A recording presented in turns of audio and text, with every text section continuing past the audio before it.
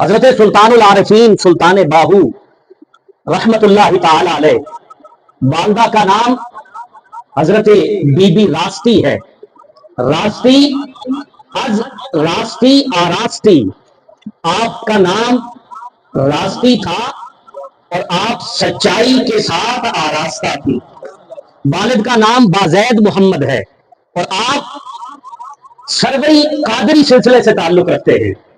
एक सिलसिला है जाहिदी कादरी, कादरी सिलसिले की बहुत सारी शाखें हैं, लेकिन आपका ताल्लुक सरवरी कादरी सिलसिले से है। अकीदे के मामले में जितना पुख्ता हमने हजरत सुल्तान बाहू को पाया, आप से बढ़कर अकीदे में पुख्ता शख्स आपने 140 किताबें तसनीफ की हैं। कितनी? 140। और ये इल्मे लदुन्नी की इनायत नजर आती है कि आपका 140 किताबें तसनीफ करना। आप शुरू में इबादत में मसरूफ रहे, किसी की बैत ना की। फिर आप खुद फरमाते हैं कि मैं शोरकोट के नवाही इलाके में सयाहत पर था कि मैंने एक वजीह बुजुर्ग को देखा। आप घोड़े पर तशरीफ लाए और आपने मुझे अपने करीब आने के इशारा किया। मैं आपके करीब आया तो आपने फरमाया मेरा नाम अली इब्ने अबी तालिब है और मुझे हुजूर ने आपकी तरफ भेजा है। मैं पैगाम ये लेकर आया हूं कि हुजूर आपको याद फरमा रहे। हजरत सुल्तान बाहू फरमाते हैं कि मुझे वहां पर ले जाया गया और मैंने देखा कि हजरत अबू बकर सिद्दीक रज़ी अल्लाह तआला अन्हु तशरीफ फरमा है, हजरत फारूक आज़म तशरीफ फरमा है, हजरत उस्मान गनी तशरीफ फरमा है और अहले बैत अतहार, किबार अहले बैत अतहार तशरीफ फरमा है।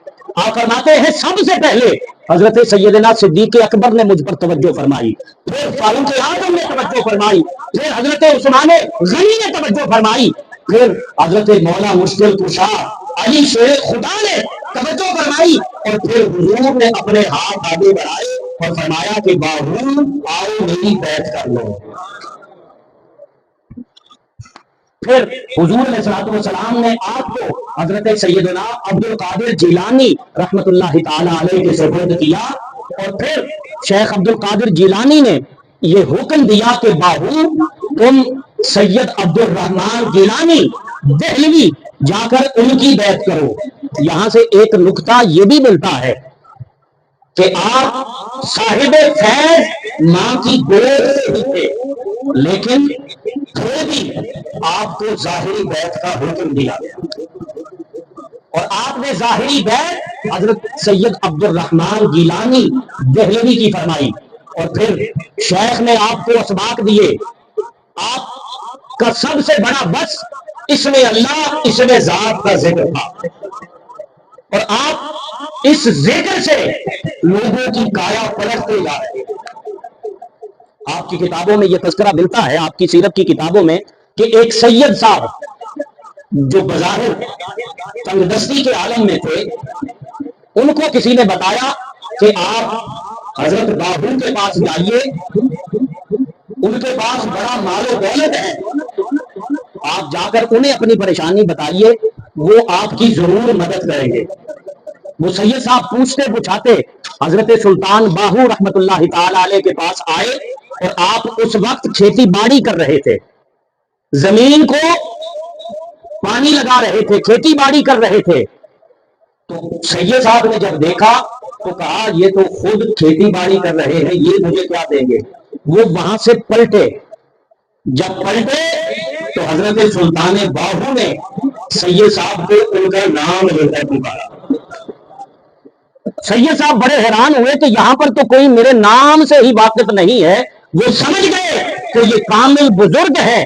सैयद साहब ने जाकर अपनी अर्जी पेश की तो आप उस वक्त कुछ मिट्टी के ढेले आपके हाथ पर मौजूद थे।